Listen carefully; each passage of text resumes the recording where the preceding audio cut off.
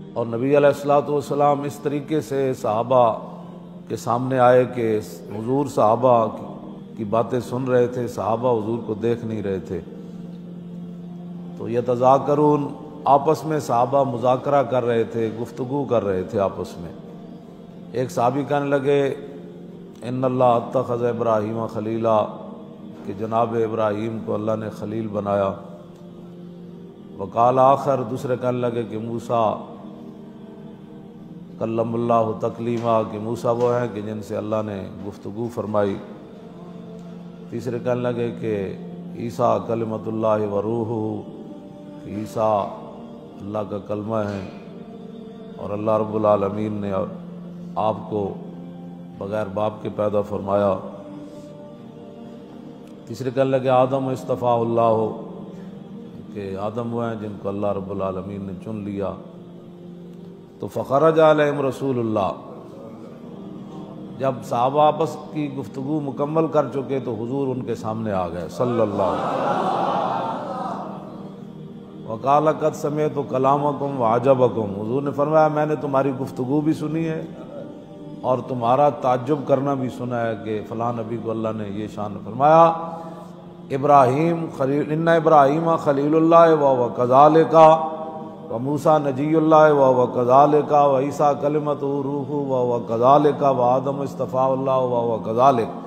فرمایا بالکل اس بات میں کوئی شک نہیں کہ ابراہیم خلیل اللہ ہے، موسیٰ کلیم اللہ ہے، نجی اللہ ہے، اور عیسیٰ اللہ کا کلمہ بھی ہے اور روح بھی ہے، اور جناب آدم کو اللہ نے چن لیا۔ حضور نے فرمایا اس میں کوئی شک نہیں، الا وانا حبیب اللہ۔ لوگ کہتے ہیں جی میلاد کہاں لکھا؟ میں نے کہا حضور نے میلاد سارے نبیوں کا تذکرہ سننے کے بعد پھر حضور نے اپنی شان خود بیان فرمائی ہے۔ وہ تو کوئی جانور بھی خوش ہوئے۔ میں تو حیران ہوتا ہوں کہ لوگ میلاد شریف کے مہینے میں آ کر لوگوں کو دلیلیں مانگتے ہیں۔ میں نے کہا بے وقوف، حضور کی تشریف آوری پر تو جانور بھی خوش ہو گئے، درندے بھی خوش ہو گئے، پرندے بھی خوش ہو گئے، دریا بھی خوش ہو گئے، آگ بھی خوشی میں آ کر اس نے پانی کی شکل اختیار کر، ٹھنڈی ہو گئی نا، پانی کا کام ہے ٹھنڈا ہونا۔ ہاں تو پانی کے اندر آگ کی خاصیت پیدا ہو گئی اور آگ کے اندر پانی کی خاصیت پیدا ہو گئی۔ پتہ نہیں تو کیسا مسلمان ہے کہ تو اس پر بھی دلیلیں مانگتا ہے۔ حضور خود نبیوں کا تذکرہ سننے کے بعد حضور نے فرمایا ہاں باتیں ایسی ہی ہے، لیکن الا وانا حبیب اللہ ولا فخرہ، میں اللہ کا محبوب ہوں۔ ہاں وانا اول شافع وانا اول مشفع یوم القیامہ، فرمایا سب سے پہلے قیامت والے دن میں ہی شفاعت کروں گا اور سب سے پہلے میری ہی شفاعت کو قبول کیا جائے گا۔ ولا فخرہ وانا حامل لواء الحمد تحتہ آدم فمن دونہ یوم القیامت ولا فخرہ، فرمایا جانتے ہو لواء الحمد اس دن میرے ہاتھ کے اندر ہوگا۔ حضور نے فرمایا لواء الحمد میرے ہاتھ میں ہوگا، اور اس جھنڈے کے نیچے جناب آدم سے لے کر جناب عیسیٰ تک سارے انبیاء بھی اس جھنڈے کے نیچے ہوں۔ اور میرے آقا نے فرمایا وانا اول من یحرک خلق الجنہ، فرمایا جانتے ہو سب سے پہلے جنت کا دروازہ میں کھٹکھٹاؤں گا۔ حضور نے فرمایا سب سے پہلے جنت کا دروازہ میں کھٹکھٹاؤں گا، فیفتح اللہ لی فیدخلنی ہا ومعی فقراء المؤمنین، فرمایا اللہ رب العالمین اپنے دست قدرت سے خود دروازہ کھولے گا۔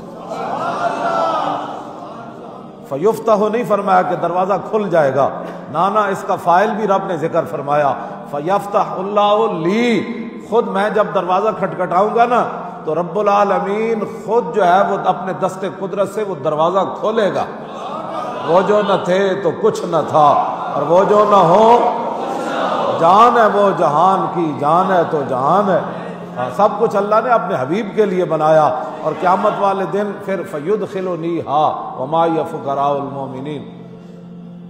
یہ بڑی عجیب بات ہے، دخل یدخل دخولا فهو داخل، اس کا معنی ہے ظاہر ہے مسجد کا دروازہ کھلا ہے تو وہاں کوئی بندہ تو نہیں نہ کھڑا، ہر بندے کو کہہ رہا ہو جناب آئیے آئیے نماز پڑھنے کے لیے آئیے۔ دروازہ جب کھل گیا تو جس کا دل کرے آئے۔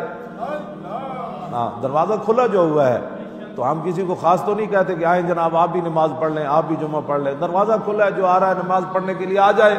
لیکن اس کے اندر یہ نہیں ہے کہ حضور نے فرمایا جب دروازہ کھلے گا تو میں خود داخل ہو جاؤں گا، اس کا معنی یہ نہیں ہے۔ ادخل یدخل، ادخال کا معنی ہے داخل کرنا، اور دخل یدخل دخول کا معنی ہے خود بخود داخل ہو جانا۔ آپ جانتے ہیں نا مہمان آ رہے ہو تو بندہ دروازے پر کھڑا ہو جاتا ہے، کہتے ہیں تشریف لائیے جی، کہتے ہیں نا تشریف لائیے جی، تشریف لائیے جی۔ تو یہ عجیب بات ہے، حضور نے فرمایا فَيَفْتَحُ اللَّهُ لِي فَيُدْخِلُنِيهَا مَعِيَ فُقَرَاءُ الْمُؤْمِنِينَ۔ حضور نے فرمایا جب رب العالمین اپنے دست قدرت سے دروازہ کھولے گا نا، اور پھر خود ہی فرمائے گا میرے حبیب یہ آپ کے لیے بنی ہے، تشریف لائیے۔